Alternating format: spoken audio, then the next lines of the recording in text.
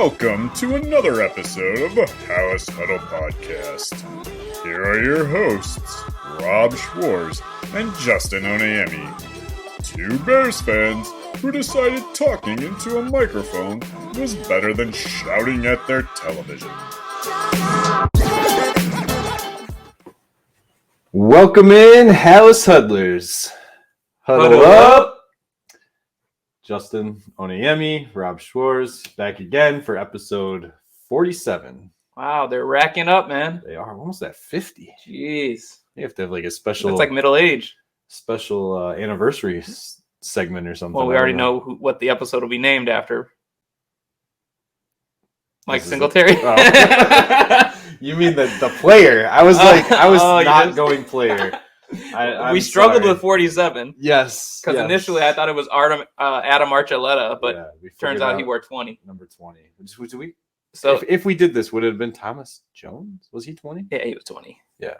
But I'm saying I thought Adam Archuleta, but I must have just confused overrated / bad white safeties. I think that is exactly what happened. In fact, this guy, maybe a little bit more talented. He stuck around. Yeah. Well, they got Archuleta after he was good with the Rams.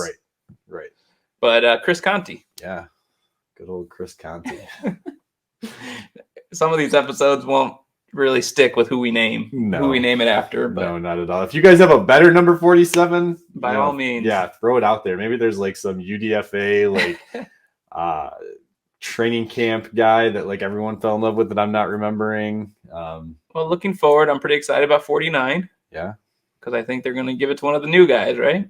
I would think so. Which transitions to what's been going on with OTAs. OTAs, yeah. So just real quick, just a recap of things that I've read and heard. The Justin Fields DJ Moore connection is legit. Like that's already becoming like a factor here in OTAs.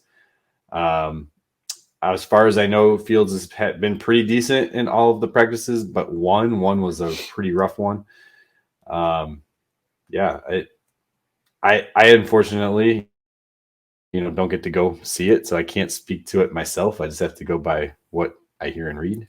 I mean, I'll be honest. Like, I've heard a lot of good things, but then I feel like you should type in any team OTAs and you'll get all sorts of positive news. And this is all coach speak. Yeah, everyone's thinking it's going to be a great season and everything's improved. And the only players that usually don't speak positively right now are ones who are like contract, right? And then they're kind of like Roquan Smithing it last year. Well, so. Jalen Johnson did show up for day 3 of OTAs, I believe, right? Yes. No, week 3. Sorry, week 3. Week 3. So the third set of practices, he was there. He was on the blanking on how it's actually called, Keyshawn, J. Will, and Max show. Keyshawn Johnson. And I honestly Jay Williams and Max something. Kellerman? Maybe. Yeah, he used to do the show where they score the arguments. He was the original. Oh, he was the original guy for Around the Horn? Around the Horn. Okay. All right. Yeah. I'm so used to seeing this other guy who's been there, I feel like, since I was watching it in my late teens. The original was Max Kellerman. Okay. So anyway, those three talked to him. Yeah, he said he was staying home to take care of some charity things and then also spend time with his daughter, who I think he said is 3. So as someone who has a 3-year-old little girl, I can relate. Try to spend as much time with your kids as you can. They say that you only have 18 birthdays before they're gone. So that's true. Sometimes they stick around longer. But. Sometimes. My middle son, he's going to be around till he's in his 40s. I guarantee it. So, but Jalen Johnson did show up. So did Nate Davis, because he was also somebody who didn't show up. I didn't hear that. Yeah. I didn't hear that. I thought he still wasn't. I mean, these are voluntary. Yeah.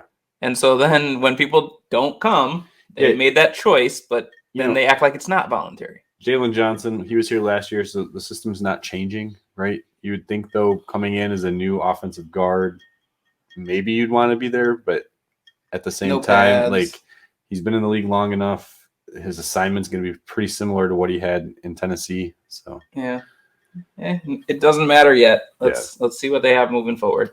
So that was really the two biggest storylines, I feel like. This wasn't based on OTA. Well, isn't really based on OTAs, and it might anger you. So I'll just throw it out there, and then we can talk about it some other episode in the future. But the idea that Robert Tonyan may be coming in to take Kmet's job rather than be added into the mix because he's a better down the seam threat, things like that. I call bullshit. I knew you would. I call bullshit. Yeah, Kmet fan club here. We'll just say bear shit. I call bear shit. Well, you need to. And he's a You do need to. He's a capable You tight do end, need a to. veteran. I Knows have nothing- Getsy. He knows Getsy's system. Sure, I have nothing against Robert Tonyan. He had one good year.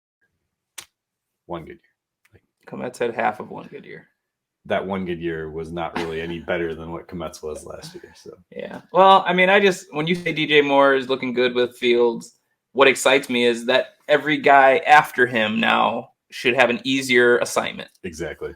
Which is just exciting to see. So, and news is that Mooney should be ready for training camp, is what I'm hearing. Yep. Mooney should be ready for training camp. I actually just wrote something today for Bear Goggles On and had him as a fringe player to return for 2024 and probably the odd man out in the wide receiver group.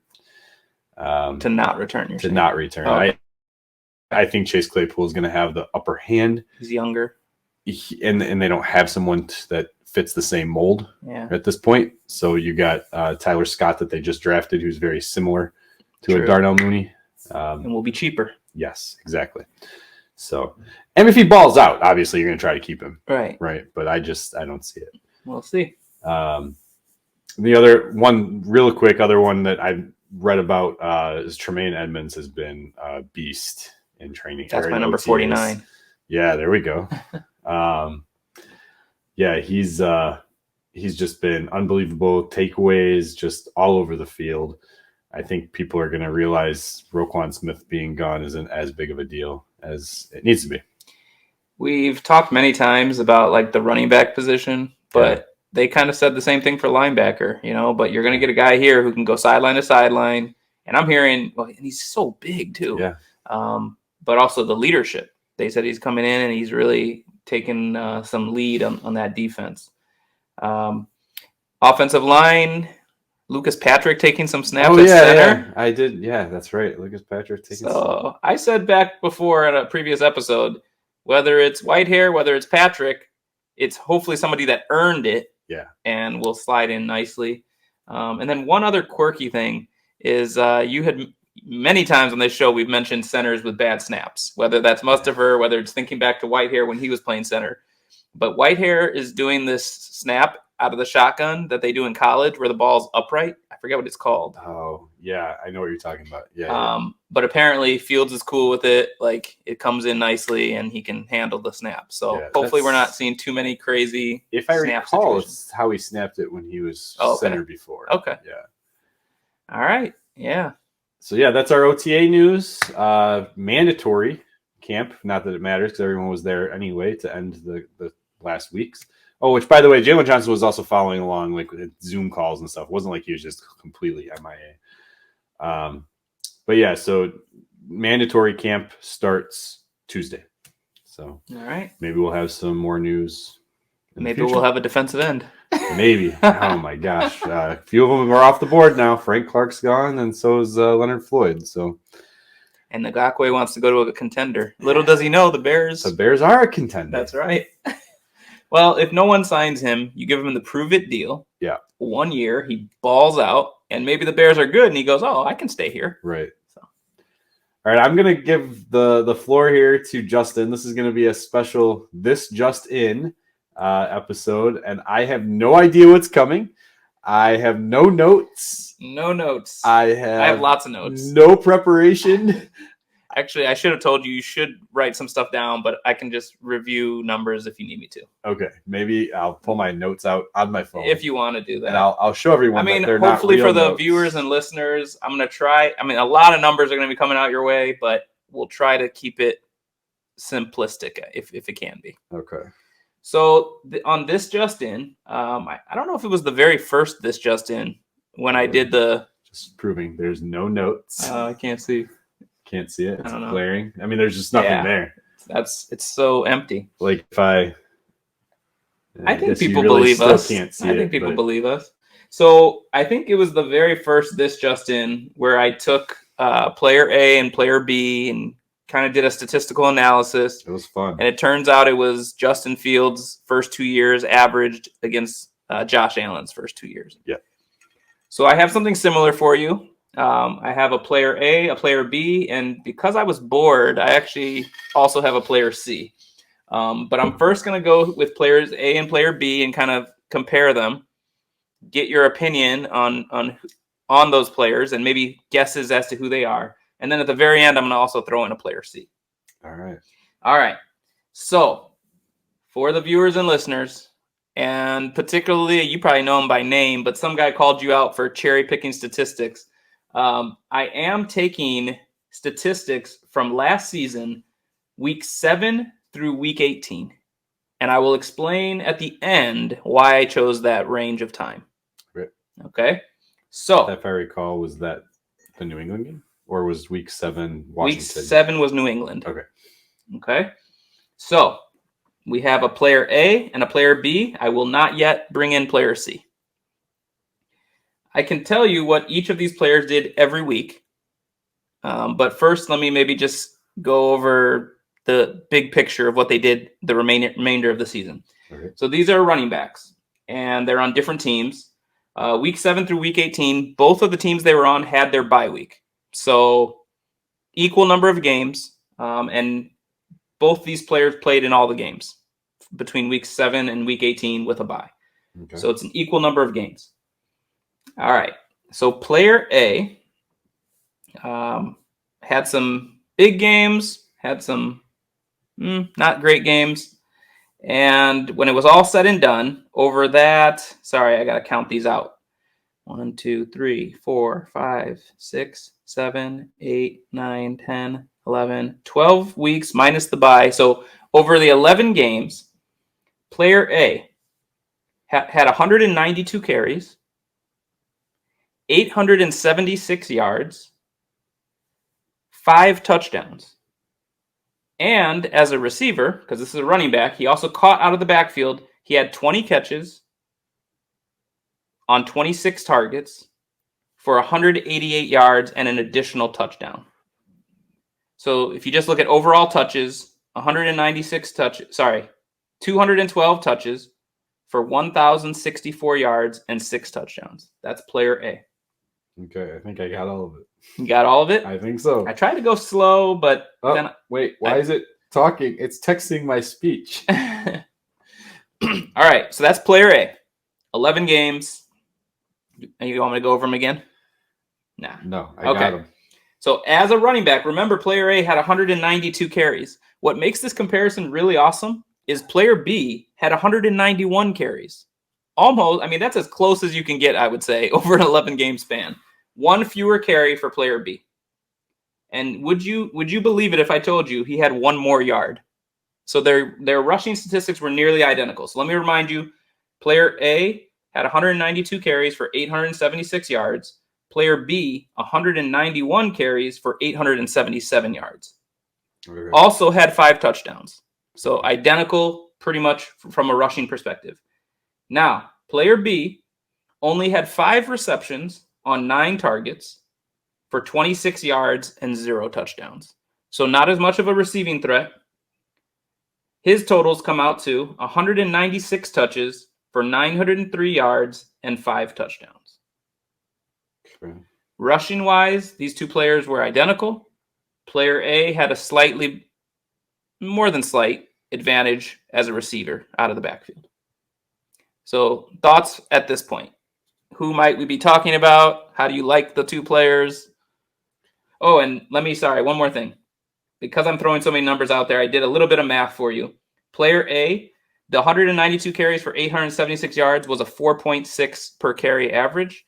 And obviously, player B's is also a 4.6 because they nearly were identical. Initial thoughts. So my initial thoughts are, one has got to be Khalil Herbert. It's probably not. It's probably one of them is Donta Foreman, but I'm going to say one of them's got to be Khalil Herbert. And if I'm guessing, Well, No, there's no way he had that many carries. Khalil Herbert had a lot of injuries late in the season, if you remember. He actually missed a bunch of games. Right, so we're talking. So it's not Khalil Herbert. So it's got to be Donta Foreman because he did come on late, finished out the year. All right. This guy's good, guy. This guy right here, he knows his stuff. Now, teams. why does it have to be Donta Foreman? Why? Why would it be pretty important that I started in week 7? Well, because he wasn't the starter then. Exactly. So you are correct. One of those two players is Donta Foreman. Yeah. So and prior to McCaffrey, I'm blanking on the rookie who we had in fantasy who was ahead of him, right? Wasn't he? Initially McCaffrey. Oh yeah. That's right. He was on Carolina last year. That's right. McCaffrey gets traded to the Niners, and then week 7 he gets to be pretty much the dude. Although they ran 2 backs because I think Hubbard got quite a few touches as well. Yeah. So you have one of them. Well, do you think he was the one with receptions or the one lacking receiving? I think he was the one lacking receiving, and I'm gonna guess that player A is Tony Pollard. Okay, I like your guess. Before I tell you who player A and player B is, Okay. Well, you actually got player B correct. Okay. Wow, you're good, man. So player B is Donta Foreman. Not a lot of receiving, but rushing wise, those are pretty impressive numbers. Yeah. I'm not going to tell you player A yet. I'm going to throw in a player C. Hold on, now I got to get ready for player right. C. I hope you guys are playing at home. So, tell me when you're ready. Wait, by the way, if you like Donta Foreman, hit the like button, hit the subscribe button. If you like player A and you don't know who it is yet, but you think Donta Foreman could be as good and it's going to be a name, I think it's going to be a name, right? Hit the like button or the subscribe button. And guess who it is in the comments, but you have to put a timestamp when you guessed. Okay. All right. Player C. Same time frame. And actually played the same number of games. Also, his team had a bye. Okay. 139 carries. So about 60, about 50 or so, 53 fewer than player A, 52 fewer than player B. Had 139 carries, 555 yards for an average of 4.0 per carry, 4 touchdowns, 24 receptions on 29 targets. So similar to player A in the fact that he had 20 plus catches. Those 24 catches were 203 yards receiving and 1 touchdown. That is your player C.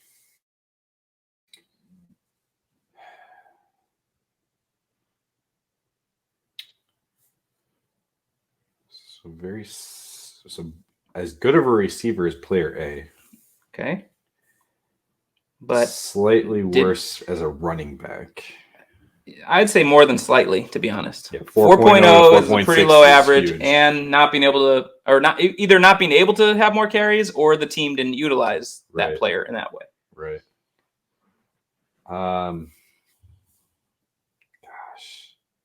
AJ Dillon. Okay. All right. So, for the folks at home, get your guesses in. I'm about to reveal here. You were correct. Player B was Donta Foreman.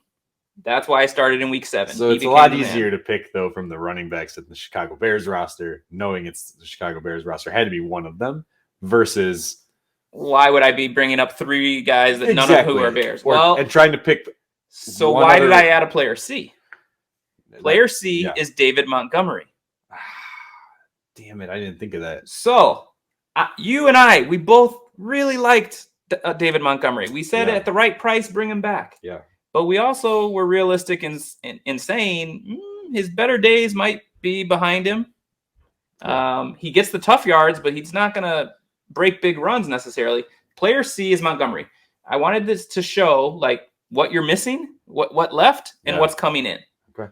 Player A, identical rushing statistics to Donta Foreman is, give me that drum roll, please.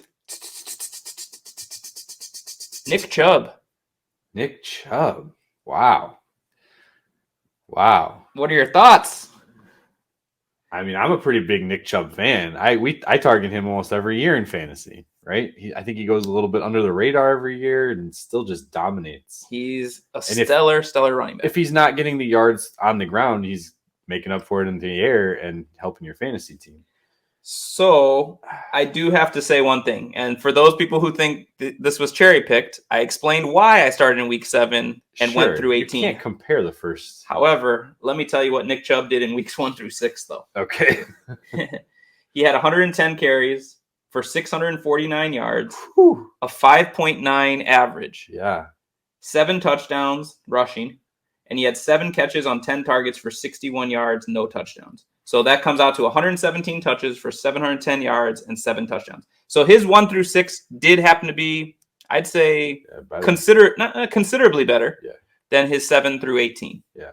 But he is a very, very top-notch running back. I'd say in that top tier, but like you said, undervalued maybe, but skill-wise. Yeah, I wonder too. I didn't watch a lot of Browns games last year, but you have to wonder if getting Deshaun Watson later in the season maybe led to those numbers declining a bit. There you go. Right? I mean, well, and I also wanted to try to point out a few things. So with Chubb being a very strong running back, back in the day, teams used to have their workhorse guy. That wasn't the case. Yeah. They still fed the ball to Kareem Hunt plenty. Yeah. Just like in Carolina, I told you D'Onta Foreman took over, but Hubbard was still – there were games where Hubbard was the lead back. Just like here, where Montgomery was splitting carries. I mean, that is the new way teams do business. Yeah. So what are your thoughts then on them bringing in D'Onta Foreman, them losing Montgomery? What will the production look like? All those types of things. Yeah, so I've been predicting, and I know a lot of other people have as well, that Foreman was going to be the lead back over Khalil Herbert. Mainly because I think he's a slightly better pass blocker. I still think, though, that Herbert's going to get his touches, right? I mean, he's going to get his, especially early on in the season. Then, as Roschon Johnson becomes a little bit more comfortable, I think he's going to chip away at those touches. Unless Herbert proves that, what we've seen in flashes isn't just flashes, and he can, maybe be a better pass blocker this season. Maybe he can maintain that role. I know a lot of people liked him over David Montgomery last year. So, I mean, it'd be a good problem to have if all these guys start to show that they're capable. Now, I do want to come back to the pass catching. Okay. And I don't know the answer to this. I mean, I guess we'll have to see as preseason goes, and then when the season rolls in. Is D'Onta Foreman not capable of receiving out of the backfield? Because there are some backs where that's just not part of their game. Or was he not utilized in that kind of way? What do you know anything about that, or what are your thoughts on that? Because certainly McCaffrey was a huge weapon out of the backfield in that same system. Correct. Yeah, from what I've looked at and what other people have said is that he just lacks the skill. Okay. I'd have to go watch some film. I don't know if it's his route running. I don't know if it's his hands. It could be both. Yeah. But if you don't have that element of your game, that does take you down a notch, as we saw in this comparison. Right. Now, another thing, I did go game by game, and I'm not going to bore you all by going through each thing. It's a lot of numbers. It's a lot of numbers. This took me a while. Tax season's supposed to be over. It took me a while. Okay, but here's the issue, though, that I did find when I went game by game. Foreman had some very strong games. Okay, week 7 versus Tampa Bay, 15 carries, 118 yards. 2 of his catches for 27 yards were that game. He followed that up in week 8 at Atlanta. 26 carries, 118 yards, and 3 touchdowns. That might have been a Thursday night game. I don't remember. But 3 touchdowns, 26 carries, workhorse load. Yeah. Week 9 at Cincinnati, 7 carries, 23 yards. He had a few stinkers. Chubb had some, low games, and Montgomery certainly did as well. Yeah. But that was one thing I wasn't pleased to see, is there was not consistency necessarily. There's definitely games where running backs are just completely taken out of it, right? I mean, teams will bet on putting 8 guys in the box every time when the quarterback can't throw the ball. So there's going to be games. I remember before I want to say it was the Vic Fangio era, and maybe the year after with Pagano, but I remember watching Dalvin Cook get stuffed constantly by Chicago. I mean, the guy was a dominant running back, constantly gaining 100 yards a game, and they would hold him to 30, 40 yards in the game, but Kirk Cousins will pick you apart with Justin Jefferson at that point, or Adam Thielen before Jefferson was there. Right. I think we split with them that year, but I mean, if I did go through each game, I could tell you both Foreman and Chubb did go up against some tough defenses. So I already told you what he did against Tampa Bay. He went against Cincinnati. His worst game, 2 of his bad games, Foreman, at Baltimore in week 11 carries for 24 yards. And then in week 15, home against Pittsburgh, 10 carries for 9 yards. Yeah. So there were about 4 games out of 11 that were real, real bad. And there can be a lot of reasons, like you're saying. But hopefully, and again, if we're talking about feeding the hot hand, if he's not getting it done, maybe that's a game where Herbert is. Right. Maybe that's a game where Roshan Johnson is. Yeah. So it was a fun little experiment there. I think what happened was I just happened to hear somebody mention that Nick Chubb and Dante Foreman had like almost identical rushing stats over that stretch, and then made me want to take a deeper look. So I'm glad you did. That was I always like when you come up with these things. I like not knowing. I like trying to guess and make a fool out of myself. And I started to do a player D. I wanted to see Herbert. Week 7, 12 carries, 62 yards, 1 catch on 2 targets, 25 yards and a touchdown. That was the New England game that you mentioned. Mm-hmm. He had another good game in week 8, 16 carries, 99 yards and a touchdown. And that was at Dallas. But then he had a rough game in week 9. Okay game in week 10, did not play week 11, did not play week 12, did not play week 13. They had their bye week 14. He didn't play in week 15. So that's when I was like, this wouldn't be a fair comparison. Right. So hopefully he can stay healthy. And if he's putting up good numbers and Foreman's putting up good numbers, yeah. And you still if you're a defense, you still got to worry about the rushing from Fields as well. Yeah, you always love seeing your backup running back, have games like that. But then you always have to wonder, okay, if you give them, that lead role, are they going to be able to maintain that efficiency? We'll have to see. So will Minnesota. Yeah, that's true. That's true. So, all right. Well, thank you for letting me kind of lead on this episode. Yeah, it was fun. Yeah. Again, hit the like button, hit the subscribe button. I apologize if my energy was a little bit down. I've been without a wife for a week and I've had 3 kids, and yeah, it's been a broken refrigerator and and a sink that backed up, and yikes. Yeah, thanks to this guy. I had 2 coolers I got to borrow to put my food in. And Rob's going to be launching a home repair podcast next week. Oh my gosh. Yeah. I was not able to fix anything but the sink. So everything but the kitchen sink, or everything. No, I tried. Yeah. It's like the opposite, right? The only thing nothing but the kitchen sink. There you go. All right, man. All right. Bear down. Bear down.